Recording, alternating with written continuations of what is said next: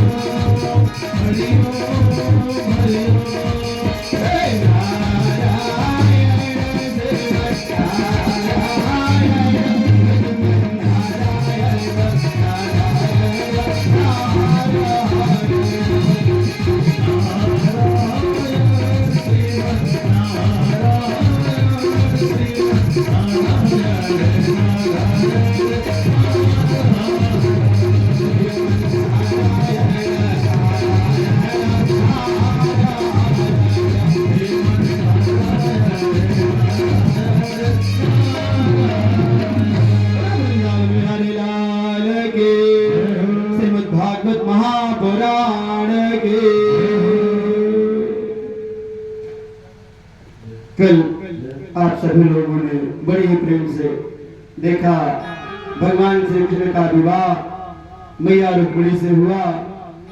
निश्चित रूप से ये पल जीवन के बड़े ही अद्भुत होते हैं।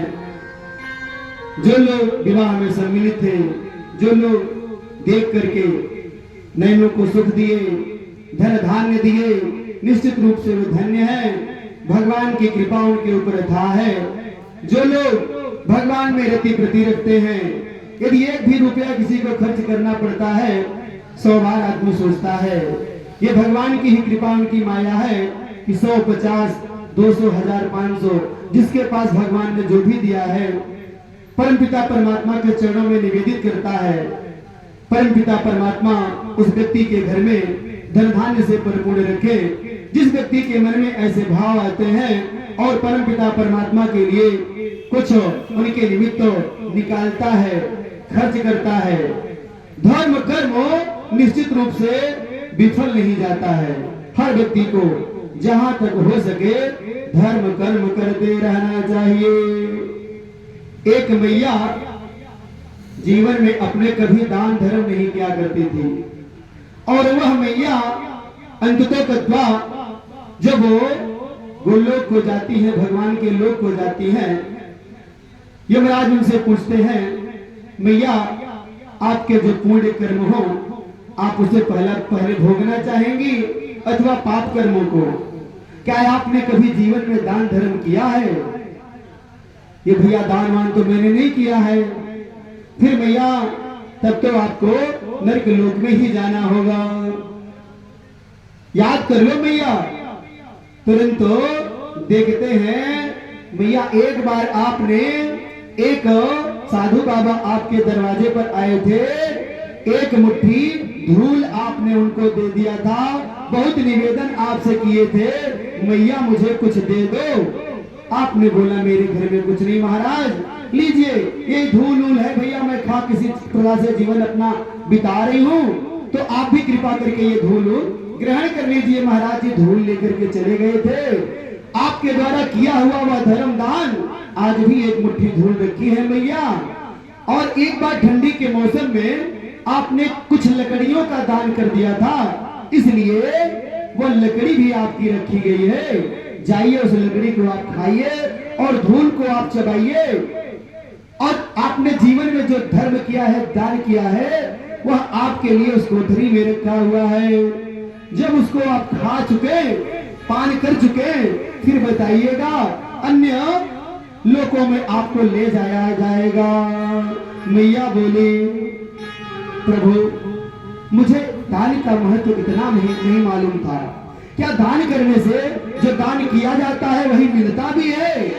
ए प्रभु एक बार मुझे मौका दे दो, मैं जा करके देख लूं। जो कुछ भी है मैंने जीवन बिता दिया अपने परिवार का भरण पोषण करने में, एक बार मुझे और जाने दीजिए। भगवान ने मैया का निवेदन सुना। मैया घर वापस आती हैं, जितना कुछ बन पड़ता है दान धर्म करती हैं। दान धर्म कभी व्यर्थ नहीं जाता है। निश्चित रूप से हर व्यक्ति को जितना बन पड़े अपनी औकात में रह करके, उधार लेकर के, लोन काट करके नहीं, भगवान ने जो दिया है, परमपिता परमात्मा ने जो दिया है, उसी हिसाब से व्यक्ति को दान धर्म अवश्य कर लेना चाहिए।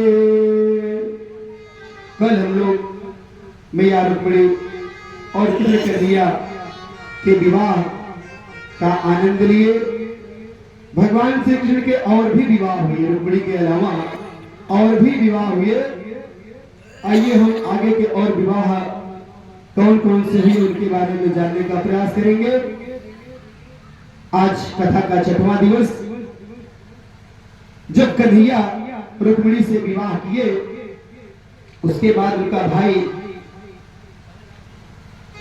दौड़ा लिया कृष्ण को कि मैं तो सिपाही से तय किया था इसका विवाह, फिर यह कन्हैया कृष्ण के साथ कैसे विवाह कर ले रही है। और बहुत युद्ध होता है। अंत में भगवान श्री कृष्ण से हरा देते हैं, गिरा देते हैं, मारने के उद्यत होते हैं। मां प्रार्थना करने लगती है, क्या प्रभु आप आज विवाह के पहले ही दिवस मेरे ही भाई को मार डालेंगे, फिर मैं जीवन में सुखी कैसे रहूंगी। आप कृपा करके मेरे भाई को मत मारिए, इसे दंड दे दीजिए, लेकिन मारने का दंड मत दीजिए। मैया कहने लगी, रुक्मिणी मेरा अग्रज है बधा हुआ, ये मेरा भाई है, आपने इसे बांध दिया है, इतना ही बहुत है। ऐ प्रियतम इसे छोड़ दीजिए, मत मारिए। मेरा अग्रज है बधा हुआ, हे नाथ आपका चेहरा है।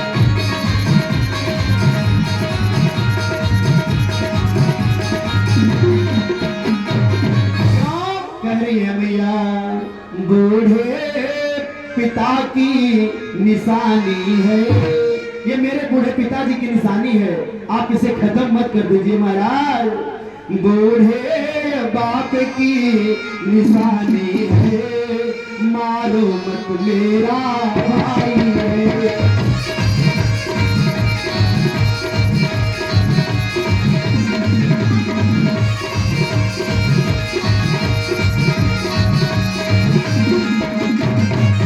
भैया कहने लगे, करुणा निधान इसलिए यही पहला वरदान मांगती हूँ।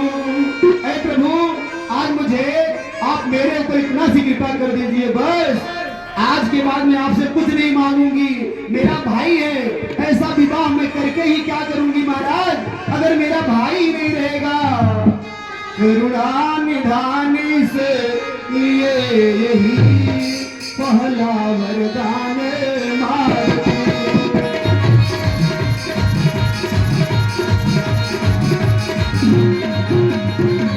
आप चाहिएगा तो इसके बदले मुझसे जब भी आप चाहेंगे मैं भी आपकी मदद करूंगी, सहयोग करूंगी जीवन भर, लेकिन आज आप इसे छोड़ दीजिए प्रभु। उधार मेरे ऊपर रहेगा आपका यह उपकार, दे दो उधार आंचल पसार, दे दो उधार आंचल पसार, भैया का प्राण मांगती हो।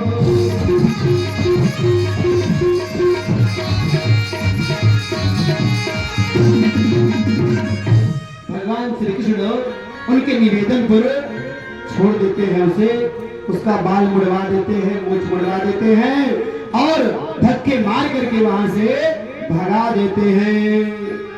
रुक्मी घर नहीं गया, वह अपमान सहा, घर नहीं गया, वापस अपने नगर में नहीं गया और एक दूसरे नगर में अपना निवास बना लिया, वहीं पर वह रहने लगा। श्री कृष्ण रुक्मिणी को लेकर के द्वारिका गए, भीष्मक महाराज ने कन्यादान किया, यशोदा आदि सभी लोग बुलाए गए, भावरे पड़ी और सारी प्रक्रियाएं पूरी हुई विवाह की। धीरे धीरे समय बीतता गया, प्रद्युम्न का जन्म हुआ। प्रद्युम्न की कथाएं आप लोग जानते हैं। प्रद्युम्न महाराज किस प्रकार से जब जन्म लिए हैं, तब वो जब 2 ही 4 दिवस के थे तभी उनको एक राक्षस उठा कर ले गया था और ले जाकर के नदी गंगा जी में गिराने का प्रयास किया। अंततो गत्वा वह भगवान की कृपा से बच जाते हैं और माया के द्वारा, मायावती के द्वारा बचाए जाते हैं और पुनः उनका रति से विवाह होता है। हम आगे दूसरे विवाह की चर्चा करने चल रहे हैं। आइए सुखदेव जी महाराज कहने लगे, राजन, श्री कृष्ण का दूसरा विवाह सत्राजित की पुत्री सत्यभामा के साथ हुआ था। सत्राजित ने अपना दोष दूर करने के लिए अपनी कन्या तथा सेमंतक मणि को भगवान श्री कृष्ण को दे दिया था। श्री राजा परीक्षित कहने लगे, प्रभु, सत्राजित ने कौन सा अपराध किया था? सेमंतक मणि उसे मिली कहां से थी और उसने अपनी कन्या को यह किस प्रकार से कन्या को और सेमंतक मणि को भी दे दिया था? श्री सुखदेव जी कहते हैं, हे राजन, भगवान सूर्यदेव ने अपने परम भक्त सत्राजित की आराधना से खुश होकर के यह सेमंतक मणि प्रदान कर देते। आसेत सत्राजित सूर्यो भक्तस्य परमां सखा प्रेतस्तस्मै मणिं प्रदाता सूर्यास्तुष्टा स्यमंतकः। फिर यह स्यमंतक मणि एक दिन सत्राजित उस मणि को पहनकर गले में धारण करके यादवों की सभा में आ गया। जब दूर से ही सत्राजित वह मणि पहन करके आ रहा था, इतना चमक रही थी वह मणि जैसे मानो कि दूसरे सूर्य देव ही सामने आ रहे हों। सभी यदुवंशी लोग बैठे थे, नारायण से प्रार्थना करने लगे, नारायण नमस्तेस्तु शंख चक्र गदाधर दामोदरारविन्दाक्ष गोविंद यदुनंदनः। ऐ गोविंदो, यादवों के अग्रगण्यों, सभी द्वारिकावासी भगवान से पूछने लगे, हे नारायण, शंख चक्र गदा धारण करने वाले ऐ दामोदरो, ऐ यदुनंदनो, यह साक्षात सूर्य के समान सामने से कौन चला आ रहा है? भगवान श्री कृष्ण कहने लगे, यह सत्राजित है जो सूर्यदेव की कृपा का पात्र है। भगवान सूर्यदेव की आराधना किया करता था। भगवान सूर्यदेव प्रसन्न होकर के इसको यह सेमंतक मणि प्रदान किए थे। यह मणि जहां पर रहती है उतने स्थान पर उसके राज्य में कभी महामारी नहीं आने पाते। इस मणि की विशेषता है, न तो किसी को सर्प का भय रहता है और न ही किसी प्रकार का शारीरिक भय रहता है, न तो दुर्भिक्ष आने की कभी संभावना होती है। इस मणि की बहुत ही महत्व है।